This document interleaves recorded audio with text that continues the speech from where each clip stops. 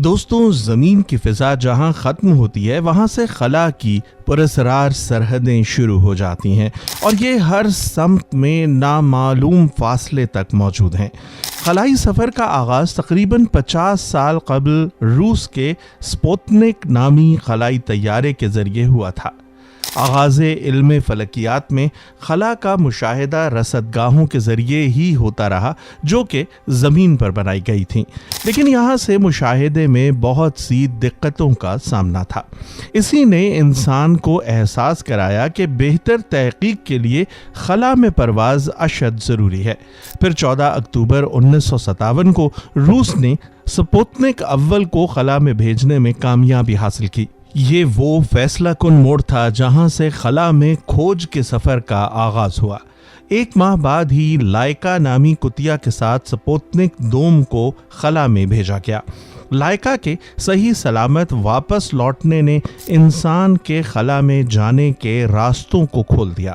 اس کے بعد اکتوبر 1959 میں روسی لونا 3 سے جو فوٹو حاصل ہوئے اس کے ذریعے چاند کے نہ دکھائی دینے والے حصوں کو پہلی بار دیکھنے میں کامیابی حاصل ہوئی۔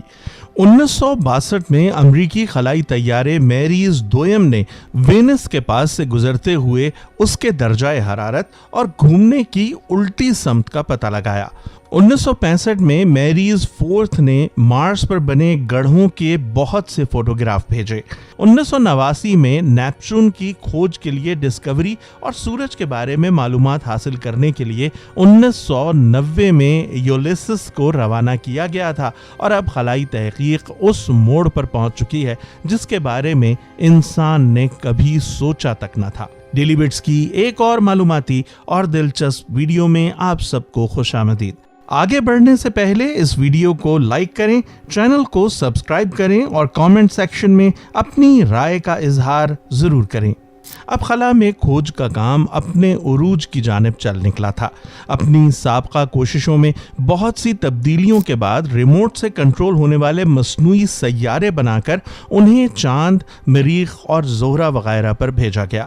ان میں سب سے زیادہ کامیاب مشن وویگر اول اور دوم کا رہا، جس نے بہت سے مفروضوں میں تبدیلی پیدا کر کے ان کو اصل حقیقت میں سامنے لا دیا۔ خلا میں جانے کا آغاز کا دور تقریباً 23 برس تک کا رہا، جس میں انسان کی خلا میں پرواز صرف 3% تک ہی ہو سکی۔ اس دوران تقریباً 2400 خلائی طیاروں کی پرواز مکمل ہوئی۔ 12 اپریل 1961 کو روسی خلا نورد یوری گیگرین وہ پہلا انسان تھا جس نے خلا میں پرواز کی۔ اس کے بعد 16 جون 1963 کو روسی خلا بازوں نے 5 دن تک خلا میں پرواز کی۔ اس مشن میں ایک خاتون بھی شامل تھیں۔ 1965 میں 2 آدمیوں کے بیٹھ سکنے والے جیمنائی خلائی طیاروں کی کامیابی سے امریکہ نے روس کے ہاتھ سے فلکیاتی قیادت چھین لی۔ بیان کیے گئے تمام منصوبوں کی کامیابی نے انسان کو ایک ایسے خواب کی تعبیر پانے کی جانب متوجہ کیا جس نے قدیم زمانے سے چلی آ رہی کہانیوں اور روایتوں کو بدل ڈالا۔ یہ کامیابی تھی 12 جون 1969 کو چاند پر انسان کا پہلا قدم، اور وہ اولین انسان نیل آرمسٹرانگ تھے جو اپولو کے ذریعے چاند پر پہنچے تھے۔ اس مشن میں ان کے ساتھ ایڈون ایلڈرن اور کولنس بھی تھے۔ انہوں نے چاند پر پہنچ کر جو تجربات کیے اور وہاں سے لائی گئی چیزوں سے زمین پر جو نتیجے اخذ کیے گئے، انہوں نے زمین کے پڑوسی سیاروں اور خلا کے پوشیدہ رازوں کے ساتھ ساتھ چاند کے بارے میں بھی بہت سی اہم معلومات فراہم کی۔ اب تک 12 امریکی چاند پر قدم رکھ چکے ہیں۔ چاند پر پہنچ جانے کے بعد اب انسان کا اگلا ہدف مارس ہے، جس کی راہ میں آنے والی دشواریوں کو دور کرنے کی کوشش کی جا رہی ہے۔ موجودہ حالت میں اگر مارس کا سفر کیا جائے تو اس تک پہنچنے میں تقریباً 1 سال کا عرصہ لگ جائے گا۔ امریکی اسکائی لیب اور روسی میر خلائی اسٹیشنز نے زمین اور دوسرے سیاروں کے ساتھ ساتھ خلا کے بارے میں نئی ٹھوس معلومات فراہم کی ہیں۔ ان स्टेशंस में साइंसदानों ने बहुत से तजर्बात किए हैं। इन तजर्बात की रोशनी में खलाबाजी को आरामदेह बनाने का काम जारी है। इसके साथ ही खला में किए गए सफ़र और तजर्बों से दुनिया को रूबरू करने के लिए मुताल्लिका प्रोग्राम अब टीवी पर भी नशर किए जाने लगे हैं। अमरीकी खलाई तहकीकाती इदारे नासा ने बार बार इस्तेमाल हो सकने वाला एक ऐसा खलाई तैयारा तैयार किया है जो ज़्यादा लोगों को ले जा सकने के अलावा आम तैयारों की तरह ही उड़ान भर सकता है और सतह पर उतर सकता है।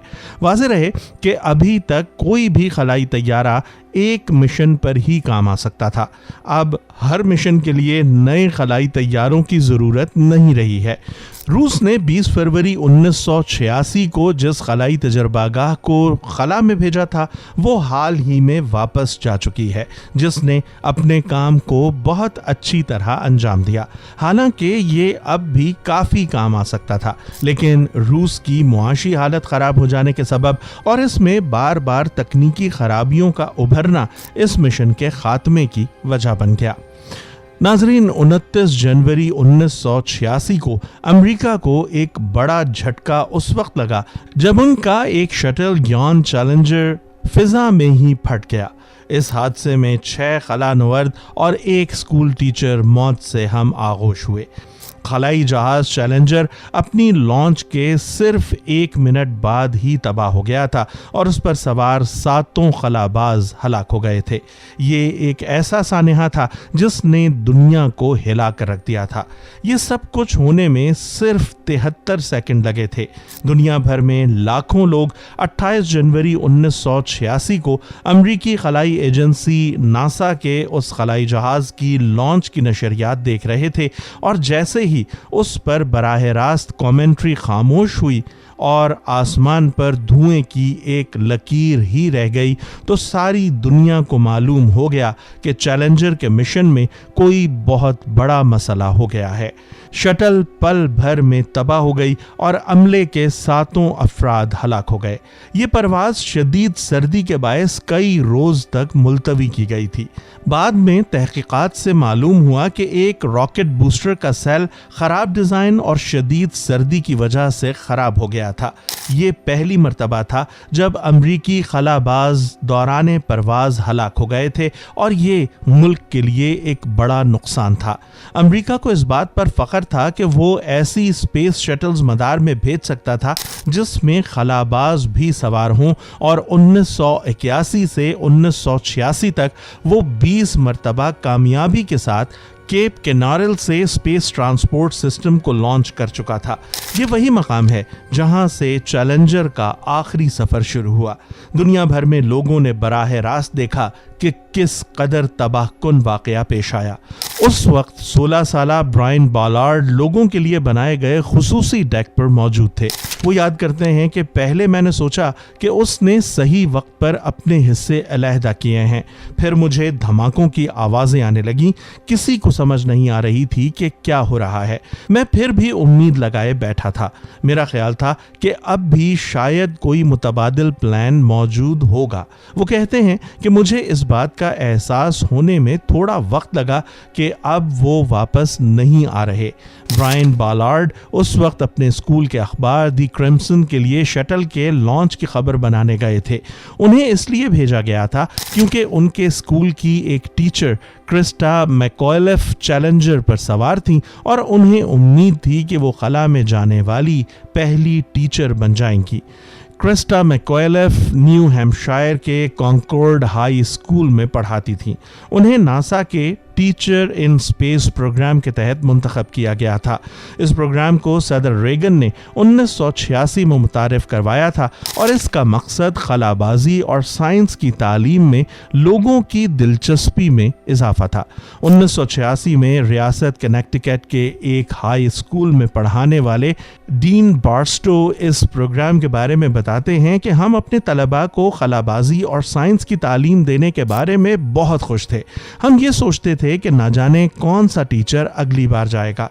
खलाई शटल चैलेंजर की तबाही आज से 38 साल पहले 28 जनवरी 1986 को सुबह 11:38 पर स्पेस शटल चैलेंजर अपनी परवाज के 73 सेकंड के बाद ही तबाह हो गई, जिसके नतीजे में शटल में मौजूद 7 खलाबाजों की मौत वाक़ हो गई।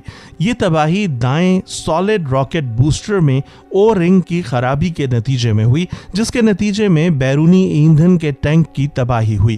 गैर मामूली तौर पर सर्द मौसम के बावजूद लॉन्च करने का फैसला और मुताद्दिद इंजीनियर्स के इस लॉन्च को रोकने के बावजूद भी इस लॉन्च को रोका ना गया और ये इंतहाई तबाहकुन वाक़या पेश आया।